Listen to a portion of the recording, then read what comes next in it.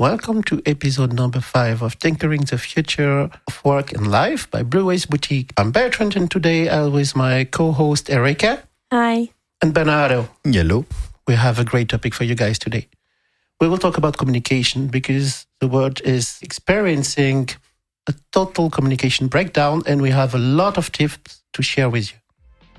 Welcome to the Tinkering the Future of Work and Life, produced by Blue Waves Boutique, providing you with a fresh and positive look at the future of work by sharing little tips and magic tricks for your daily dose of confidence. Today I heard something. Today I saw something. Today I've tried something. Together we have learned.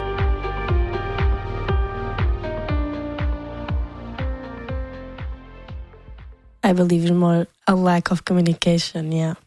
I don't think the world has ever heard of that word. Do you think? I believe it, yeah. I think we have more communication tools, means, devices, channels than ever before. We do, But the problem is human. Yes. Human forgot how to communicate, maybe. Even with so many tools, communication is still lacking. It's so sad, actually, because communication is some kind of the foundation of our civilization. That's why we are human beings, because we communicate, no? Yes, but don't forget that, like you said, tools. We are not used to communicate with tools. We are used to communicate face to face. You think when I see people in the restaurant staring at the phone, they are not used to communicate face to face. They are face to face, but they don't communicate. Yeah, but that's the problem with today's society. We're so over-reliant on tools that communication is non-existent. But I think it's time to change that. Yeah, maybe it is, but sorry to say that, Bernardo, people start to talk to robots, yeah? And in my opinion, it's not communication, because we can talk to many kind of people, but in my opinion, talking to a robot is not communication, because a robot is not a person. No. No, and the answer the robot gives you is a controlled answer. It's not a communication. It's a reply from a machine. Well, in some ways, it's more easy to talk to a machine than a person, right? Yes, at least we expect what the robot is going to say. A person, Okay. no. I would say let's forget the machine for a while, because, the internet is full of machine. Every single hour we have a news about a new robot, a new bot doing this, a new bot doing that. What if we would focus a little bit on humans today? What do you think? Yes. I think it's a good start. So with whom can we communicate? With everyone. Family, friends, co-workers, bosses, leaders, the guy from the supermarket. Animals? Yes. That as well, yes. Plants. You don't get a reply, but it's good to talk to plants. You think that maybe people get? I don't know. Yeah. Sorry. But there's different types of communication, yeah. With different people. I think the communication is the base for each relationship. So you mean we have different ways of communicating depending on the person with whom we communicate? Mm-hmm. No, I believe. for sure. How would you express that, for example? In the way you talk, in the way, your tone as well. It's different if you're talking to, for example, a boss or to a friend or someone from your family. Already your tone is different. Yeah, if you talk to a coworker or a boss, your tone is more formal, more calm. But if you speak to a family member, it's more warming, inviting. Or not, depending on relationship you have with that person, you know. I think I need to review my communication skills, because I tend to be very informal with people I communicate with, even in the job. But And I'm not formal with my mom. well, you don't need to. But don't forget that each person has a different type of communication. It's not for everyone. Each person has their own communication, a way to communicate things. Yes, I think our way of communication also comes with our education. We are educated on communicating in a specific way according to the social group you are inserted in. Sure, from culture to culture, it's different from country to country, the way to communicate, the way to talk. Therefore, sometimes we have the feeling when we meet people from another country that, for example, they are yelling at each other. They don't. It's just their way of expressing themselves. It's in the culture. Or, for example, you have other culture when you think people always agree. And finally, in the discussions, they disagree. It's just because they communicate in a different way. So communication is broad, is wide, is complex. Mm-hmm. Sometimes can be messy. But in a way, communication is essential because we can build a lot of things with communication. Yeah, with communication, you can build trust, reliability, transparency, which is very important for a good communication. And again, you can build relationships based on communication. You can avoid a lot of things as well. Depending on your type of communication, like I said, the tone and everything, you can avoid discussions or arguments, like you want to say, yeah. Yeah, you can get out of a tough situation if you know how to communicate. Yes, communicate, not manipulate. No, that's not communication. Yeah, and miscommunication can lead to the opposite as well. Yeah? If you don't know how to communicate, if you struggle communicating to people, expressing yourself clearly, expressing what you want, or expressing agreement or disagreement in a specific manner, you can create misunderstanding, and communication can build and communication can destroy finally. Yes.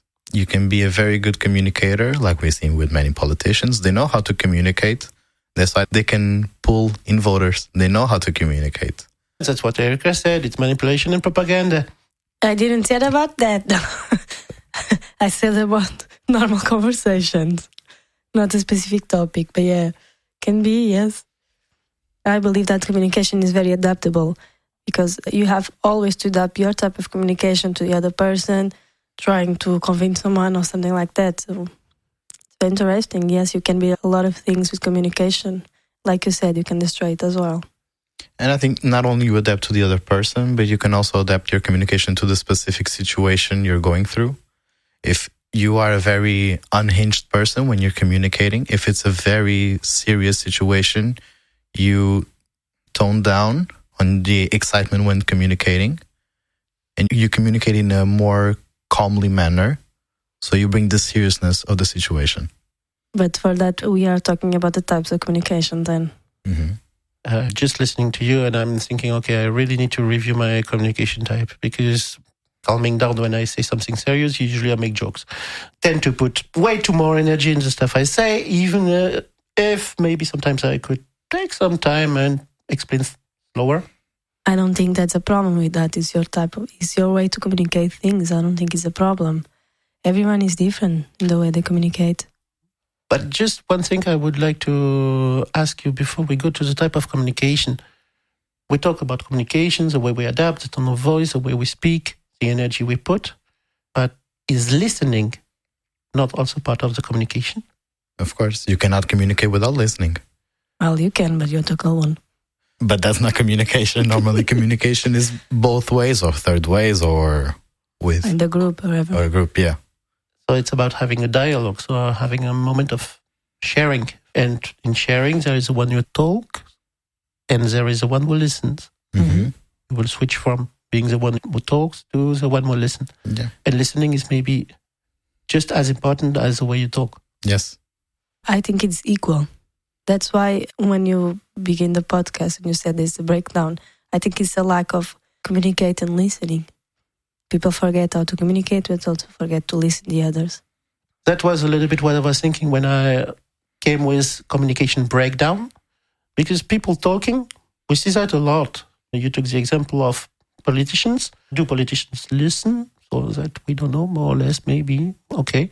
When we see communication in the way of Facebook posts, YouTube, social media, we see a lot of people talking. The question is, who is listening? And how do these people listen? Because maybe if they would listen a little bit more, they should be a little bit more critical or pay a little bit more attention to what people say, if it's right, wrong, if they have something to say, if they want to react. Maybe the lack of communication that we experiment today is mostly due to people not ready to listen anymore. In terms of social media, you see a lot of people talking but not listening. That's why the comments are way too negative nowadays. Everyone has something to say. The problem is that they don't listen. They want to share their opinion without listening to other people. In social media, outside of social media, you still have a lack of active listening and communication as well. People prefer not to listen and not saying anything. And when they do say, sometimes they can say the wrong things. If I may, not specific to communication, but following what you said, Bertrand, I think people don't care, honestly, nowadays. You can see that because, like you said, Bernardo, the bad comments, that's what make views.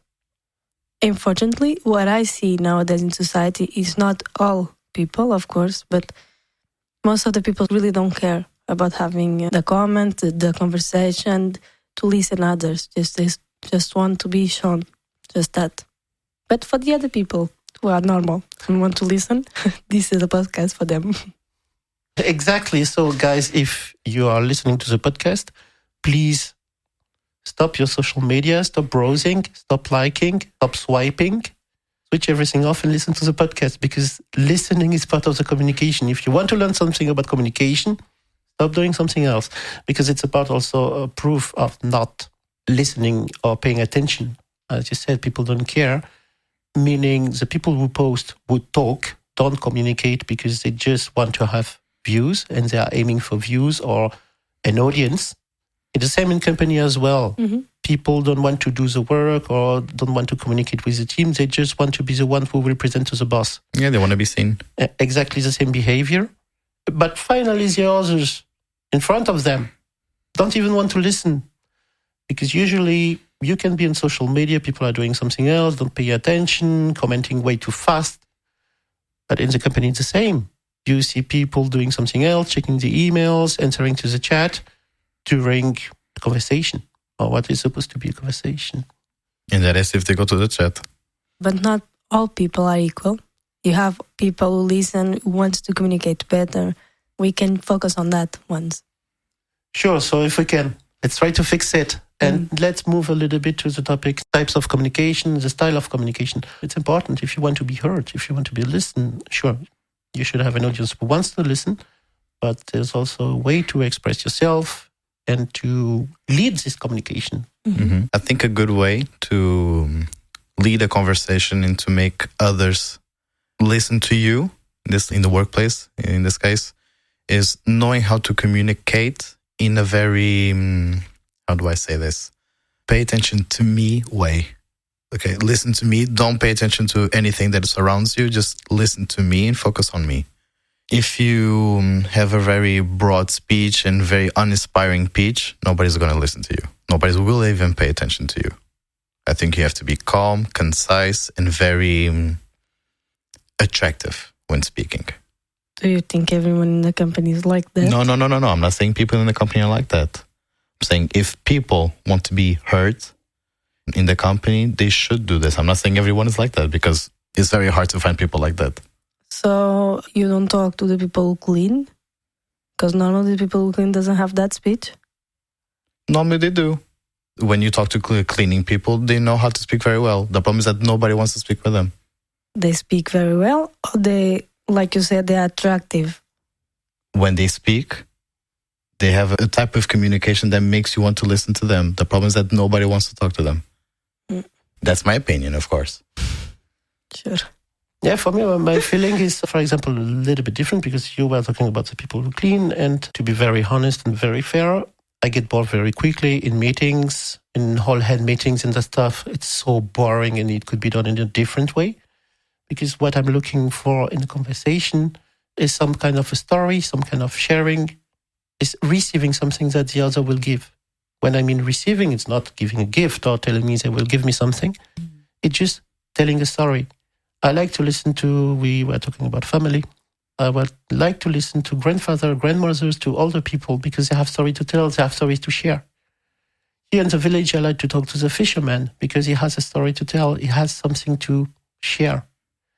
And his purpose when he tells a story is not to be shown, it's not to be heard, it's to share the story. And that's what I like, and makes me listen. I'm more sensitive to the topic than to the tone of voice, finally. I don't know if I'm right, Bernardo, but I think what you were trying to say is that people know what they are talking about. Yeah, it can be. If you communicate and you don't know what you're talking about, nobody's going to pay attention, for sure. But it's most of the time like this. Yeah. People just for talking. And I remember I had a friend, an old friend of mine, who was most of the time quiet. And she was always saying, yeah, sure, I don't speak, because if I don't have something interesting to share or something interesting to say, I'd rather shut up than opening my mouth to say something that has no value for the others. Yeah, it's a very famous phrase. If you don't have anything nice to say, don't say nothing at all. Érica is skeptical. No, that's fine. It's like I said, I think there's different ways of communication. In the workplace, yes, I think you don't have anything that adds value more or less to what you're doing or to talk to others, maybe you shouldn't talk because there are places and places, right? There are people and they have friends and they are co-workers. So, of course, that's different. But I don't believe that everything is black and white. It is not, but in the company, because you took the workplace, people mix communication with having meetings. And finally, if you meet your family, if you meet your friends, don't you think you always have a purpose? When I mean a purpose, it's not you expect something for your friends. But if you meet your family, it is because you are happy to see them, for example. Or you have an event. If you meet your friends, you want to share news, you have the purpose to spend a good time.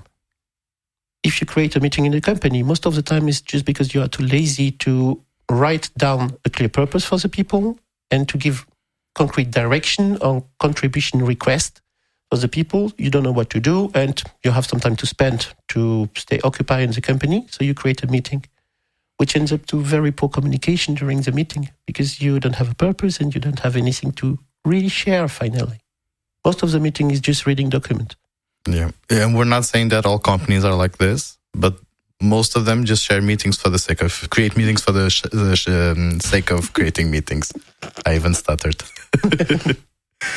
So in the type of communication, maybe the purposeful communication is important.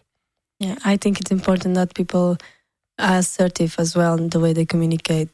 Not being rude to the others, of course, but to be assertive. It's not easy, but I think it's very important in the workplace. But can you be assertive without being rude? Of course you can. Passionate, for example, is a way, in my opinion, to be assertive. When you believe in something a lot, you convey passion. You are very assertive if you are passionate about your topic. Doesn't mean you are rude. You just bring a lot of energy on the table. You share with people. You want people to know. You want people to react.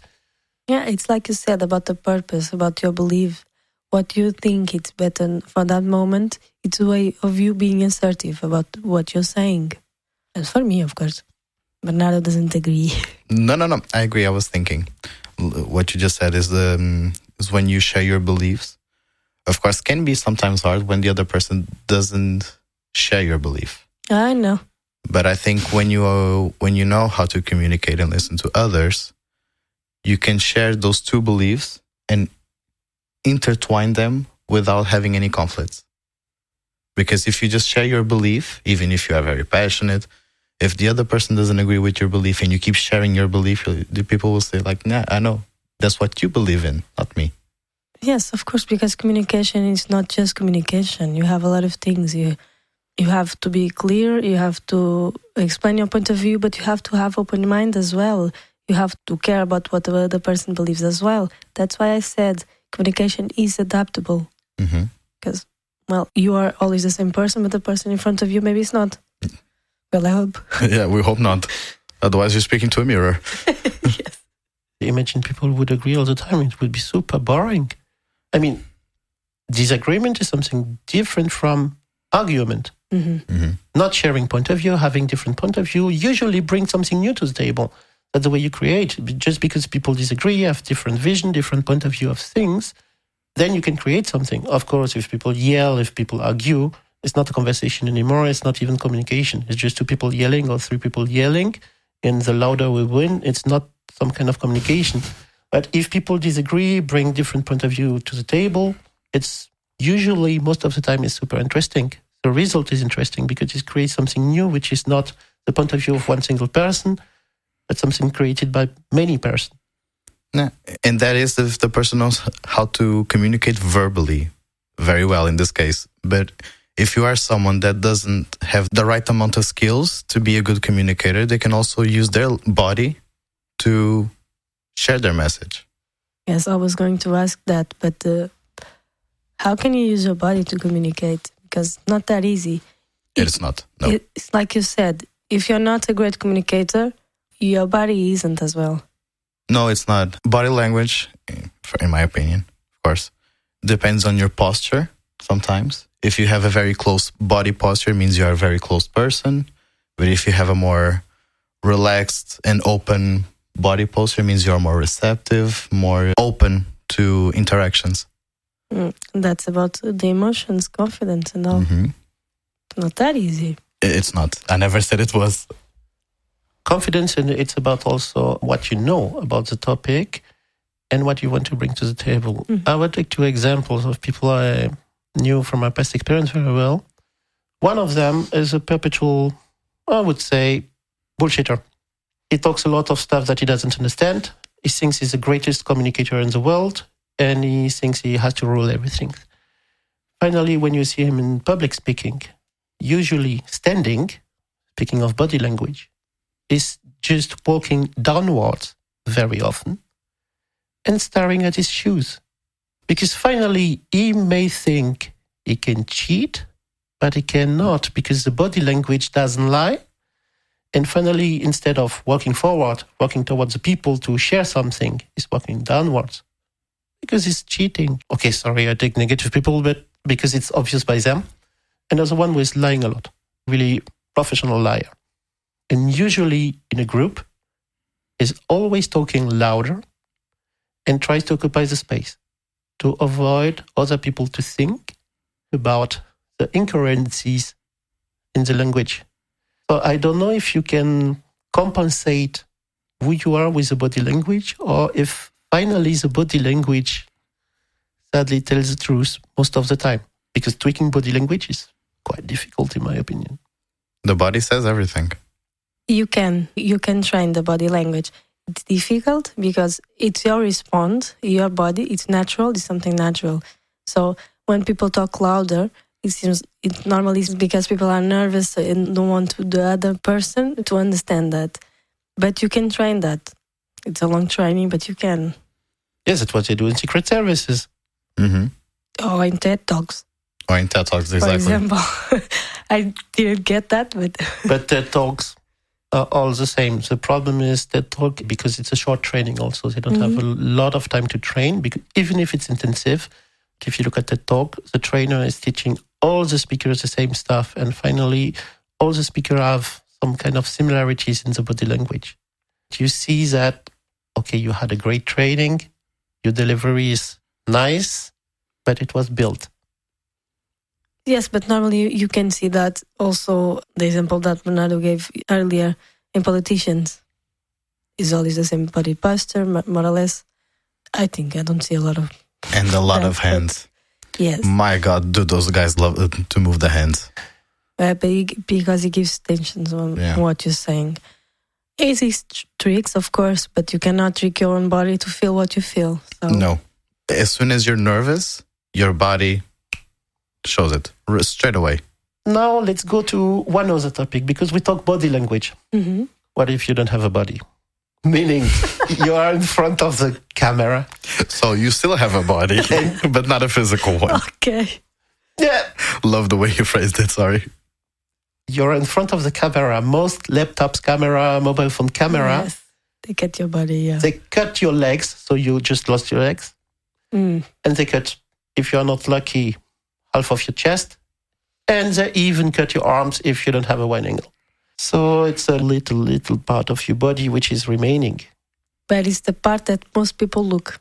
It's your face and the way you talk. And it's the trickiest one to train. It's the facial expressions. And the way you look, where you are looking, how your mouth moves, if you're smiling, if you have a downward smile, if you have some tics, like... Facial expressions are very tricky to train, but it's the most accurate one. Yeah, but in front of the camera is completely biased. Just for one reason, when you are listening, which we said is part of communication, usually you want to look at this person. You want to see this person. In front of the camera during a video call, if you look at this person, it looks as if you would do something else. Because if you don't look at the camera, you don't give the impression that you are listening. Finally, if you look at the person, you look downward, because usually the person you are looking at is downward. So it's completely biased.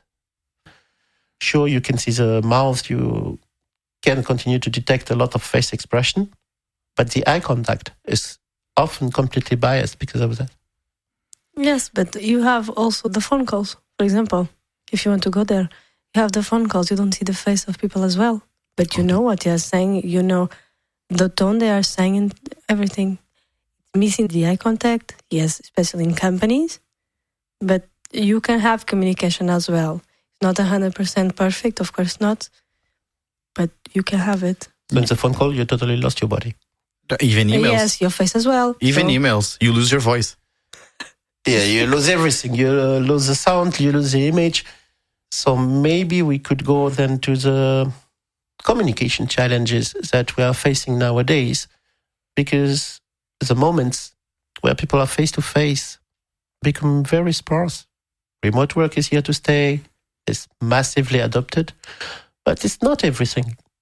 Global collaboration exists as well, because we have many means of communication, so we have way more people, teams, and even families that are split all around the world because people travel more.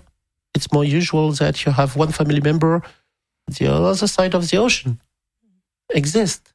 So we don't have the opportunity to have the face-to-face physical communication as often as we had it before. We have other means to compensate, way more, new means, but the face-to-face physical part of the communication where you have the maximum amount of information, because we have our full body complete with legs, arms and everything. If we don't have a cold, we have our voices. We can listen to people and see everything. But it brings also a lot of challenges. The global, the distance, everything. I think that talking communication digitally, like you said, family and coworkers, it's very different. I think it's best if you focus on coworkers, because it's very difficult to work with separated families, like you said. I think it's another podcast we can do about the coworkers. I think it's about the hierarchy. Sorry, I forgot. I don't know if you already know, of course, but well, in different layers of the company, you have different types of communication. The way you communicate, the tone, everything, more formal, more informal. If it's equal to you, you're more friendly, more easygoing, per se. If it's more high than you, well, your communication change. Digital or not, it's worse in person.